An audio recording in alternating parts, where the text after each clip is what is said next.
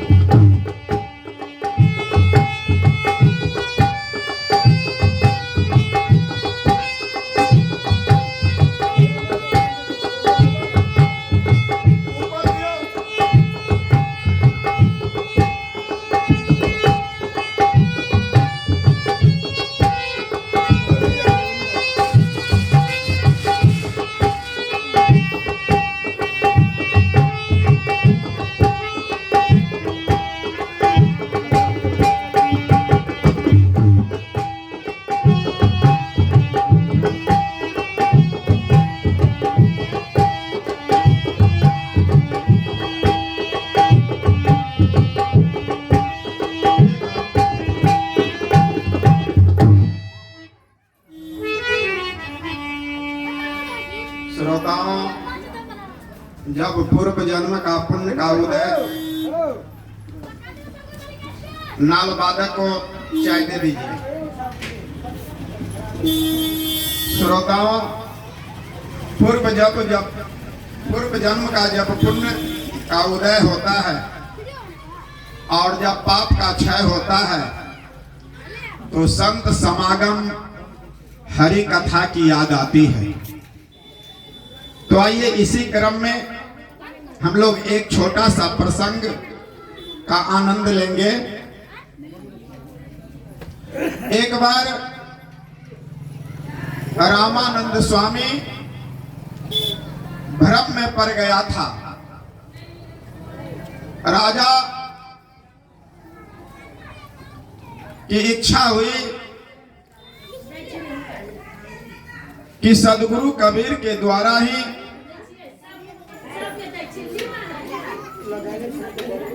रामानंद स्वामी की भ्रम को नाश किया जाए। रामानंद के आश्रम में सदगुरु कबीर पहुंचते हैं और रामानंद जी से मुलाकात करते हैं। तो रामानंद जी कहते हैं, कबीर साहब, मरे हुए माता पिता को मुझे पिंड दान देना है, इसलिए आप कहीं से खोज करके ढूंढ करके आप गाय का दूध ले आइए। सदगुरु कबीर साहब गाय का दूध लेने के लिए चला गांव की ओर। ग्रामीण लोग अपने गायों को चरने के लिए जंगल की ओर छोड़ चुके थे। सदगुरु कबीर साहब गाय को ढूंढने के लिए, खोजने के लिए प्रस्थान किया। प्रस्थान जब किया तो जंगल की ओर जाना प्रारंभ किया और जंगल की ओर जब वह पहुंचा तो जंगल में एक मरी हुई गाय दिखाई पड़ी। सदगुरु कबीर ने उस गाय को नजदीक बैठा और कहा, हे गाय, ऐसा करो कि मेरे गुरुजी के माता पिता पूर्व में ही मर चुका है। रामानंद स्वामी अपने मरे हुए माता पिता को पिंडदान के रूप में गाय का दूध पिलाना चाहता है, इसलिए तुम जल्दी से मुझे दूध दो।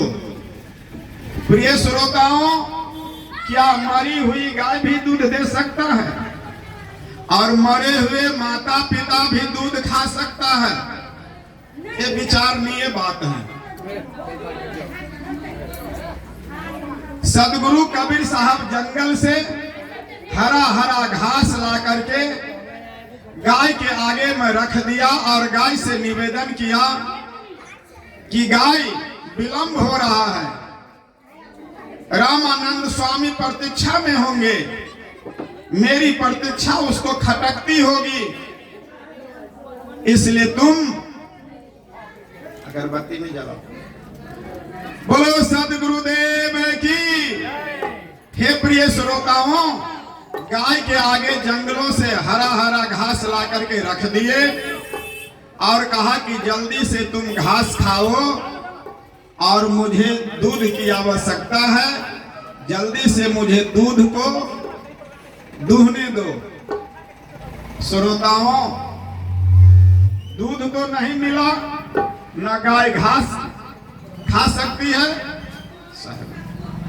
श्रोताओं, इसी क्रम में शिष्यों ने शिकायत किया कि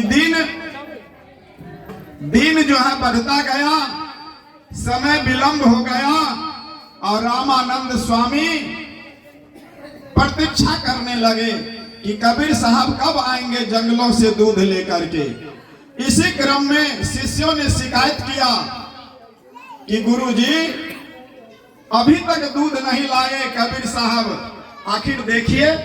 कहा कि जाओ तो कबीर साहब को ढूंढो तो कहां अटक गए हैं, कहां रुक गए हैं।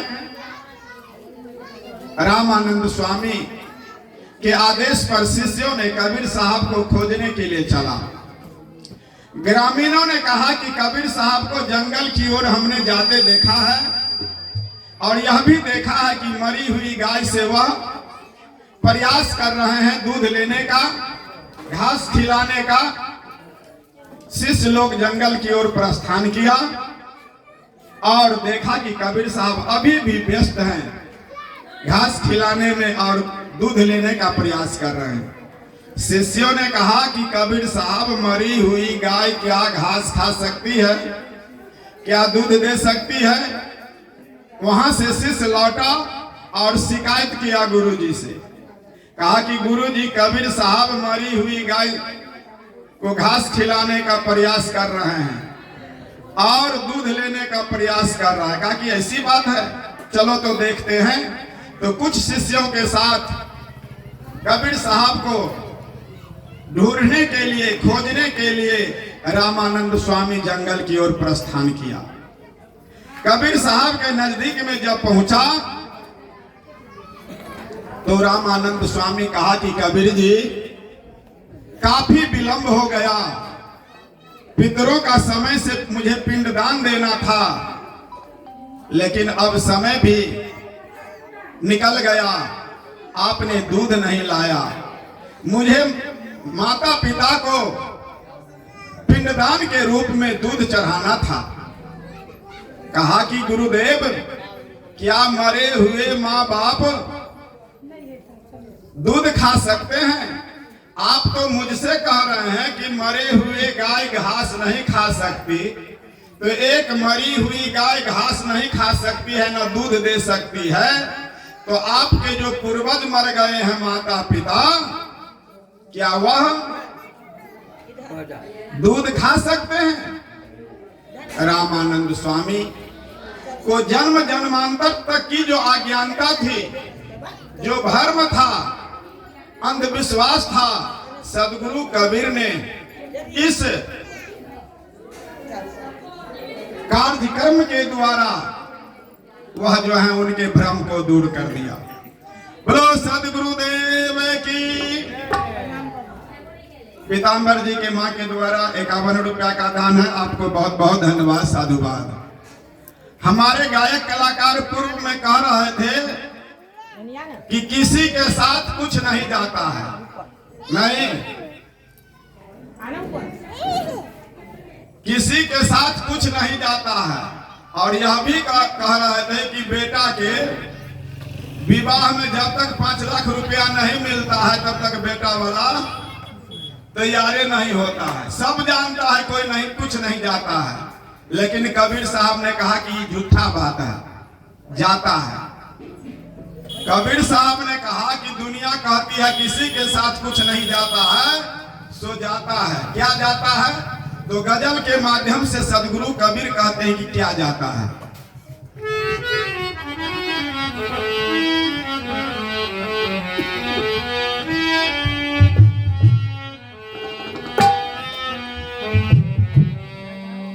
बने जो कुछ धर्म कर ले, यही एक साथ जाएगा।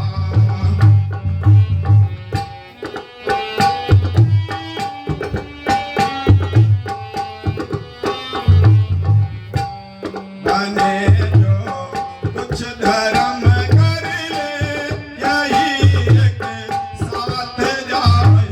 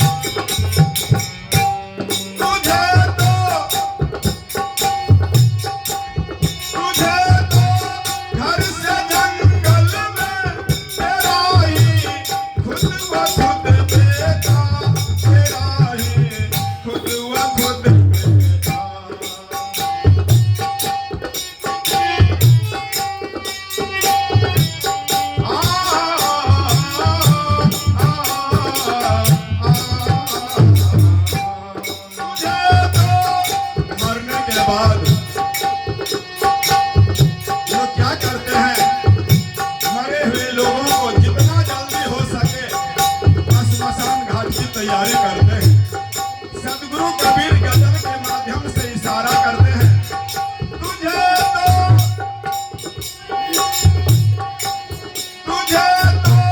घर से जंगल में तेरा ही खुद व खुद बेटा, तेरा ही खुद व खुद बेटा।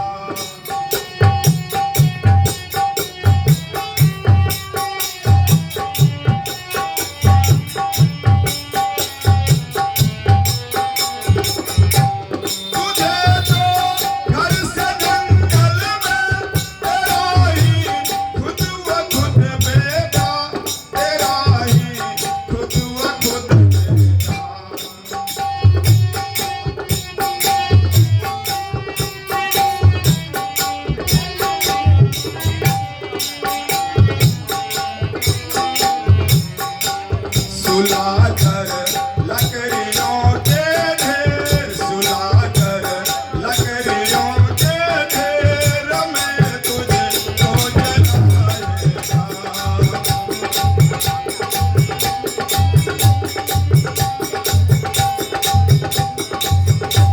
सुलाकर लकड़ियों के ढेर में तुझे तो जलाएगा।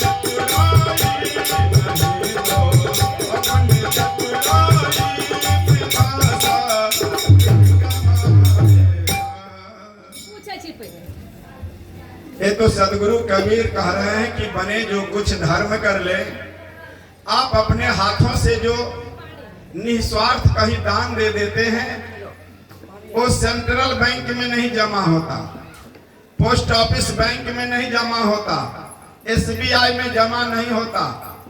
उस बैंक का नाम है तो परमात्मा का बैंक।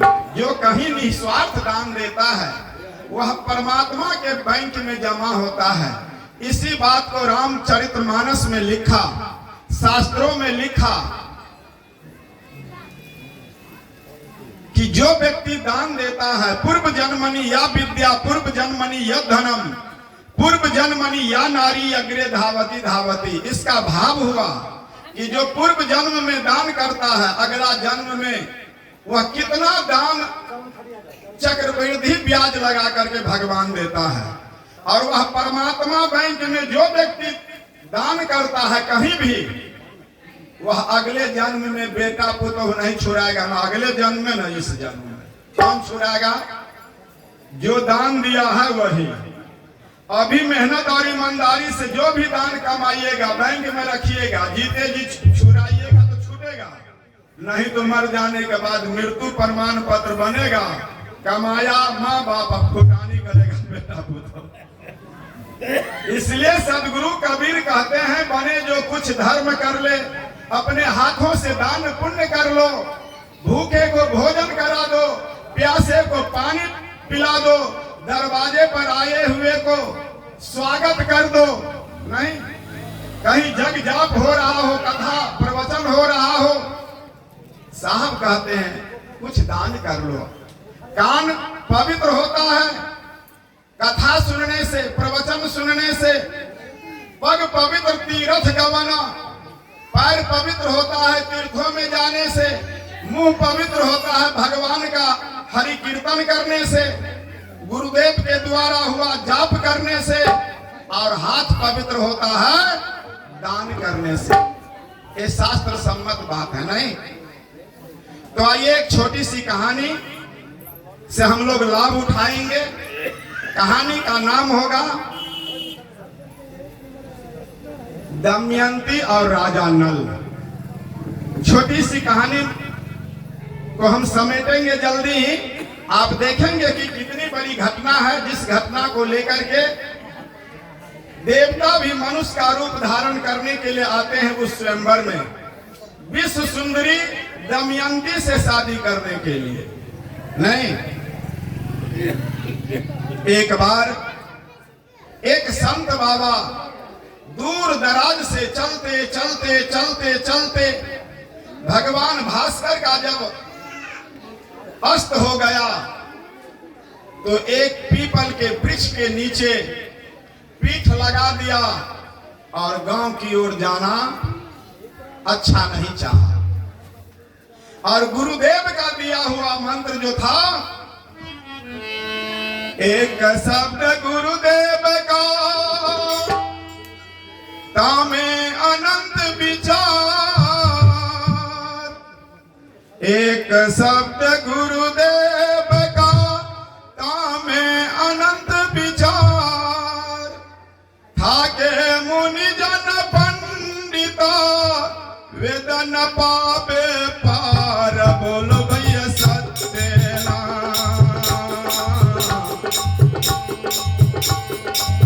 सत्यनाम हो भाई।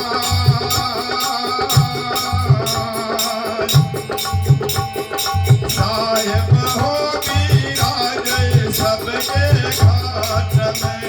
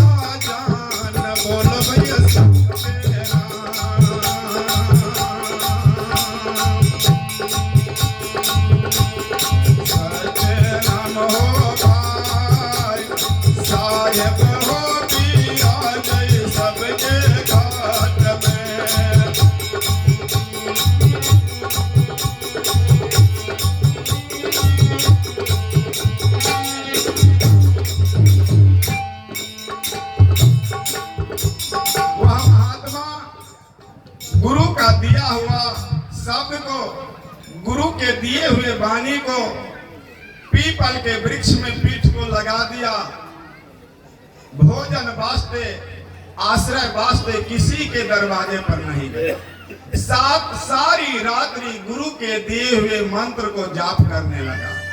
इसी बात को सदगुरु कबीर ने इशारा किया, जाप मरे अज पा मरे अनहद हो मरी जाए, शब्द समानी सूरत में ताको काल न खाए। सुबह हुआ, भगवान भास्कर का उदय हुआ। ग्रामीण लोग जब चला किसानी काम करने के लिए, राजा विक्रमादित्य सवेरे 5 बजे टहलने का अभ्यास था। शुभ मुहूर्त में राजा 5 बजे टहलने के लिए जब निकला, राजा नल देखा कि महात्मा जी सारी रात्रि इसी पीपल के छाया में सारा ठंडी रात गुजार दिया। हम लोग अभागा जो महात्मा जी किसी के दरवाजे पर नहीं गया। राजा नल अपनी प्रजा, मंत्री, सिपाही और राजा नल एक पैर पर खड़ा हो गया और सब लोग उस बाबा से प्रार्थना किया, चरण छुआ, अर्जी लगाया कि हे महात्मा जी,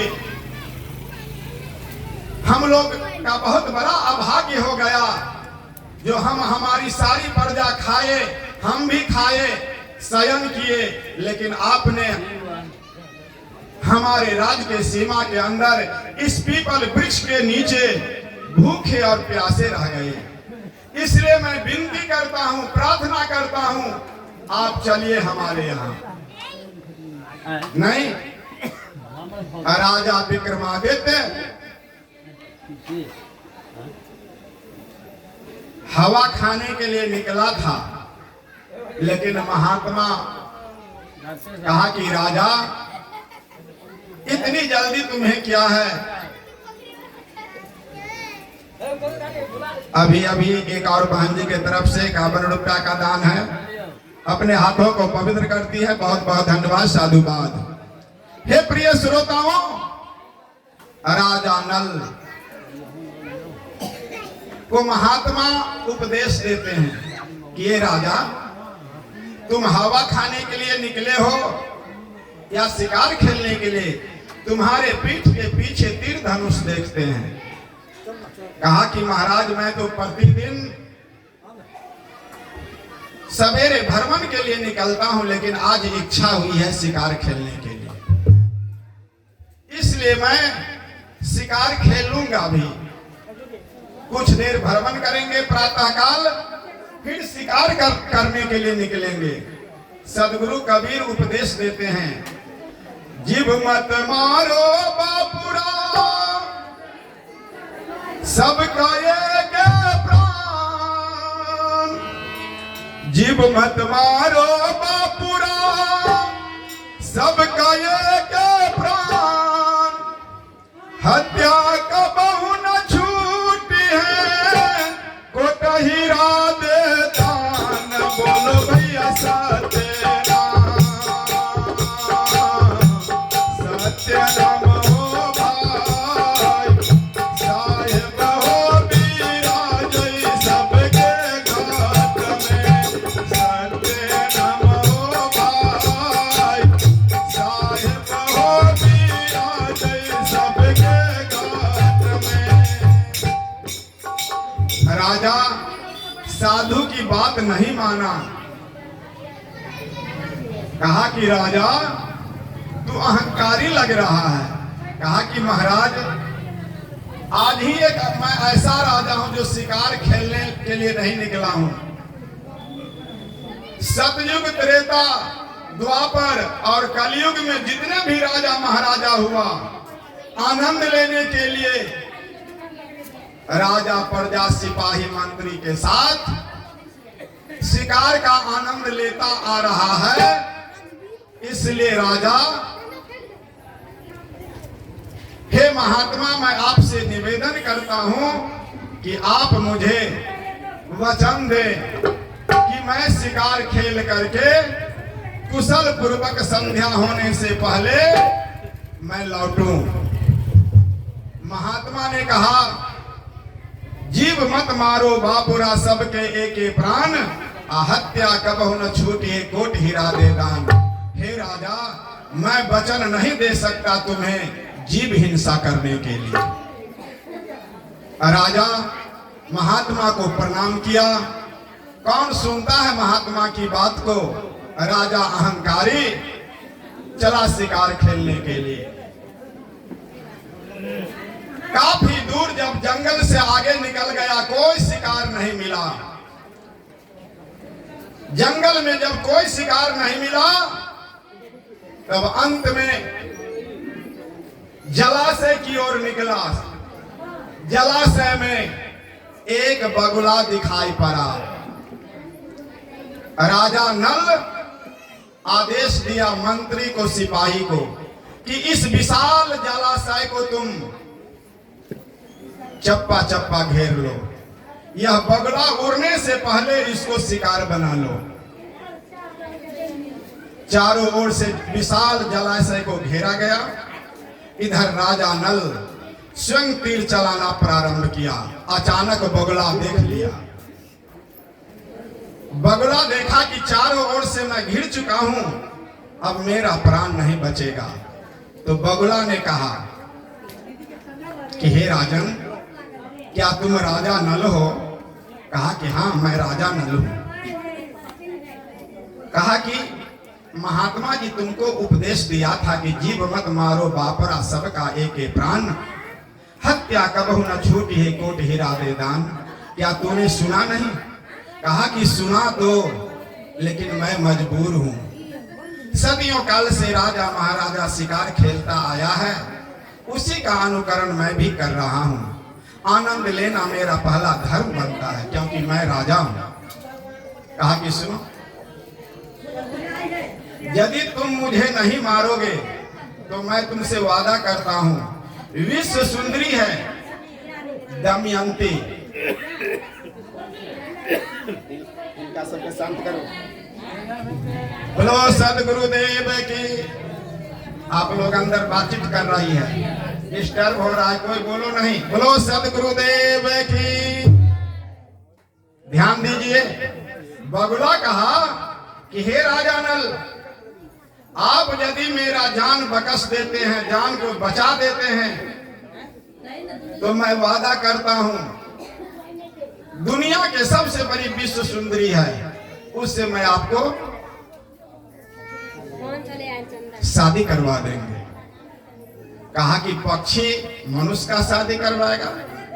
कहा कि विश्वास करो राजा, तुम्हारी मंत्री भी, सिपाही भी और तुम्हारी प्रजा भी सुन रही है। मैं पुनः कहता हूं कि तुम मेरा जान बख्श दो। कहा कि कहां है वो लड़की? कहा कि विदर्भ देश में। कहा कि किसकी बेटी है? कहा कि विदर्भ राजा का। कहा कि वहां हम कैसे पहुंचेंगे? कहा कि वह विश्व सुंदरी जो है, उसके पिता विदर्भ की प्रतिज्ञा है, मैं स्वयंवर रचाऊंगा, देश विदेश के राजा महाराजा देव दानव को भी आमंत्रित करूंगा। सभी लोग जब वहां उपस्थित हो जाएंगे तो दमयंती के हाथ में माला दिया जाएगा, और वह जिसके गले में माला पहना देगी,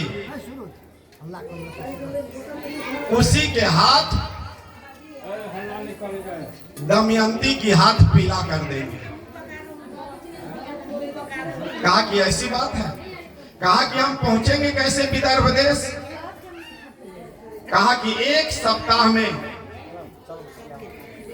राजा नल देश विदेश में,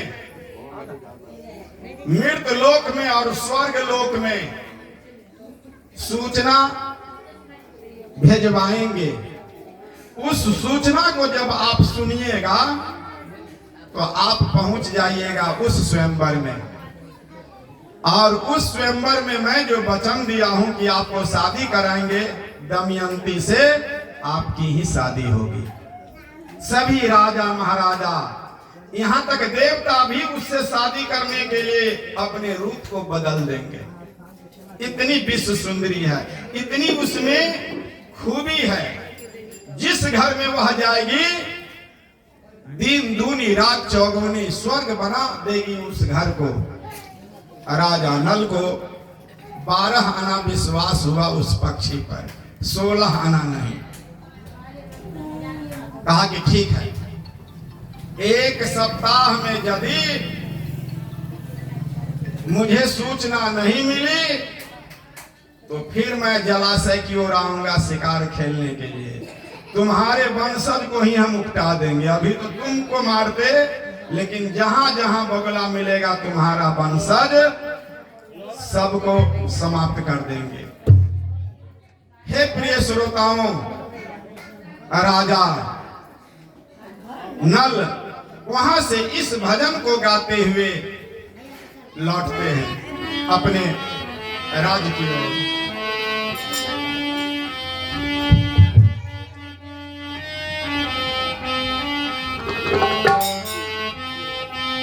चलो गुरु के दुआरिया,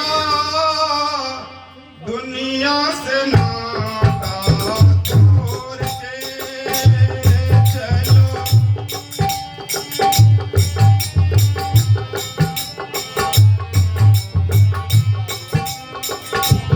चलो गुरु के दुआरिया, दुनिया से नाता छोड़ के।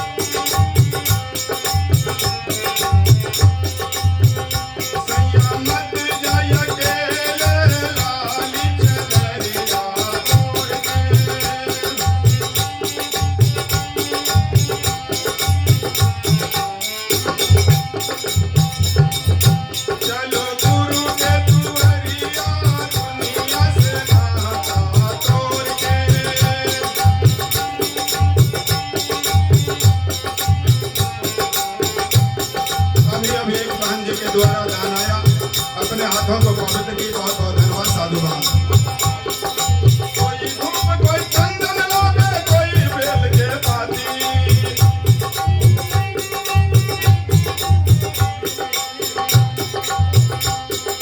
कोई धूप कोई चंदन लावे कोई बेल के पाती,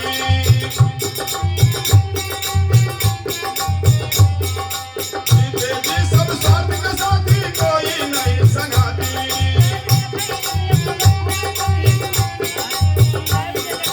जीते जी सब स्वार्थ के साथी कोई नहीं संगाती,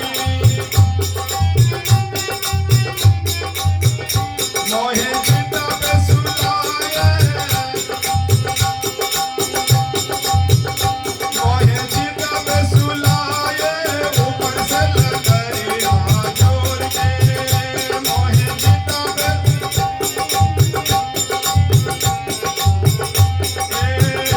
मोहे जीता पे सुलाए, ऊपर से लकड़ियाँ जोड़ के, चलो गुरु के दुआरिया,